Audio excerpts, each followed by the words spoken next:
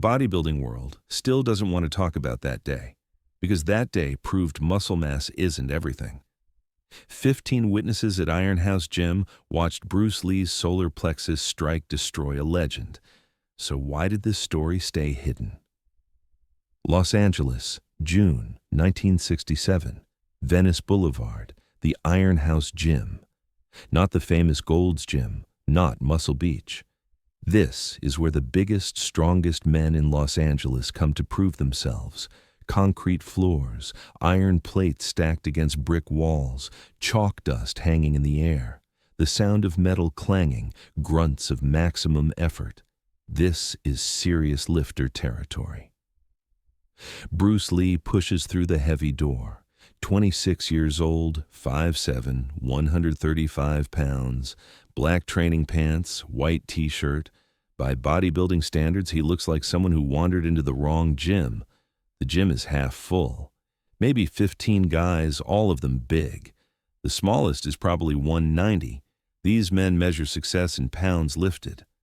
Bruce walks to an empty corner, starts warming up. Arm circles, hip rotations, leg swings. To the bodybuilders, it looks like warm-up theater. A few glance over, dismiss him immediately. But then Bruce starts his actual workout. One-arm push-ups on his knuckles, then two-finger push-ups, his index and middle finger supporting his entire body weight, perfect control. 20 reps, switch hands, 20 more. Now people are watching. Two-finger push-ups require real strength, but some of the bodybuilders still laugh, think it's just technique, not real power. Bruce moves to the heavy bag hanging in the corner. No gloves, bare knuckles, straight punches, fast. The bag swings hard with each strike. Not a dull thud, but the sharp crack of penetration. Real power. The speed is undeniable. The bag moves like it's being hit by someone much bigger. One bodybuilder walks over. He's massive. 6'2", 250, arms like tree trunks. His name is Mike. 8 years training at this gym. Competed in Mr. California twice, placed fourth both times. He's respected here. Benches 400 for reps, squats 600, deadlifts 700. By every metric bodybuilding uses, he's elite. Mike stands near Bruce, arms crossed over his massive chest. Bruce feels the presence, finishes his set, turns, looks at Mike. Doesn't say anything. Just waits. So what are you training for? Mike's tone isn't curious. It's dismissive. Like he's really asking why you're taking up space in this gym. I'm training for martial arts, Bruce says calmly. Mike nods slowly. Martial arts is about technique, right? Not real strength. Real strength is what we do here. Moving serious weight, building real muscle, real power you can see and measure. Bruce doesn't take the bait.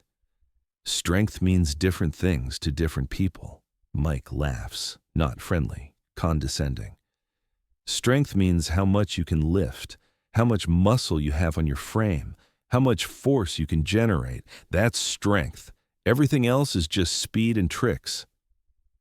Other guys are watching now. The gym has gone quieter. People sense something happening. Mike continues, gaining confidence. You're what, 130, 140 soaking wet? 135, Bruce says matter-of-factly. Mike laughs louder. I'm 250, solid muscle. I bench 400. You probably bench what, 150? Maybe 200 if you're strong for your size. That's not real strength. Real strength is moving serious weight. Bruce stays calm. There are different types of strength. Mike waves this away. That's just talk. Excuses for people who can't build real size. Look at you. You're too small to fight anyone my size. I could just grab you, hold you down. Your speed and technique wouldn't matter. You're too small to fight. The set goes quiet. Did that massive bodybuilder just challenge Bruce Lee? Even Mike realizes the words are out there now. They can't be taken back. Bruce sets down his water, walks toward Mike. His movement is calm, controlled, not aggressive, but there's an intensity that makes Mike's stomach tighten. You think size equals fighting ability? I know it does. What if I could prove otherwise? Mike grins. You want to fight me? Bruce shakes his head. I can show you something in 10 seconds. Show you that size isn't what matters. Okay, show me. Try to hit me, Mike laughs. You want me to try to hit you? Yes, one punch, your best. I'll hurt you. You won't. Mike looks around. Other guys watching. He can't back down now. He squares up, takes a boxing stance. He's not a boxer, but he knows basics. Bruce stands relaxed, hands at his sides. Not a fighting stance, just standing. Mike sees this, gets confident. The gym is silent, everyone watching. Mike takes a breath, commits, throws a right cross, his best punch, backed by 250 pounds of muscle and 8 years of training. The punch travels toward Bruce's face. Bruce moves, not away, forward and to the side, 6 inches. The punch passes where his head was. Bruce is now inside Mike's guard.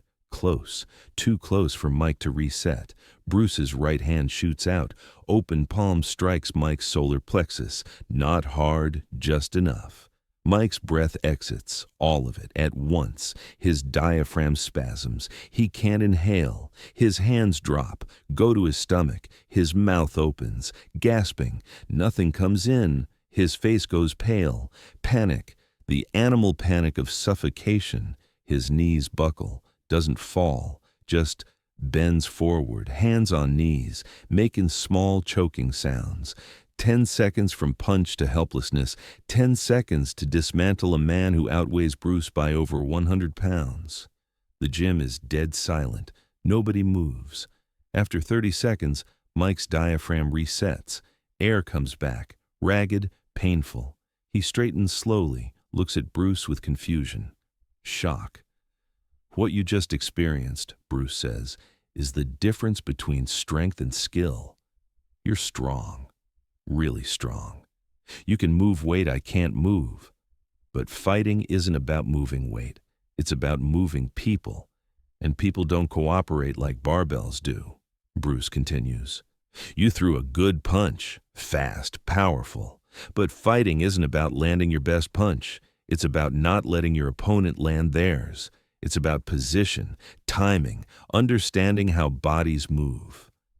I struck a nerve cluster that paralyzes breathing, doesn't require massive force, just precision.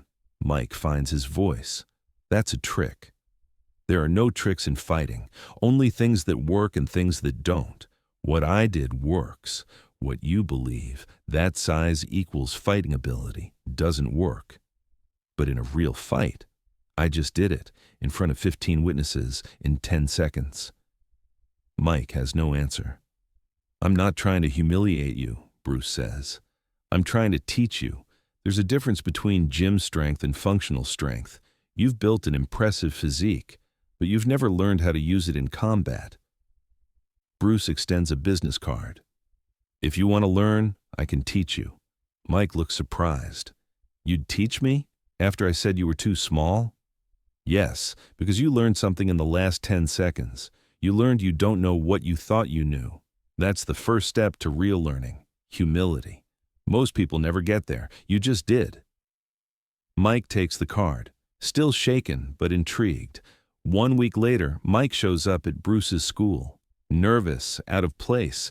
Bruce sees him, smiles genuinely. You came. That takes real courage, Mike says quietly. I want to understand what you did. Want to learn what I don't know. Good. That's the right mindset. Let's start. Bruce doesn't start with techniques, starts with concepts.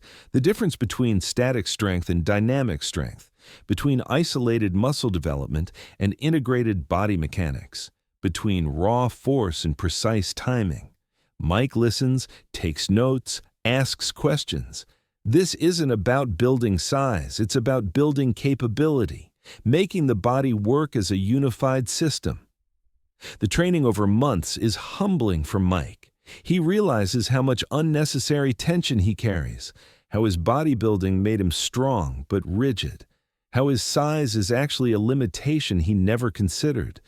Bruce works with him patiently, never mocking, never condescending, just teaching.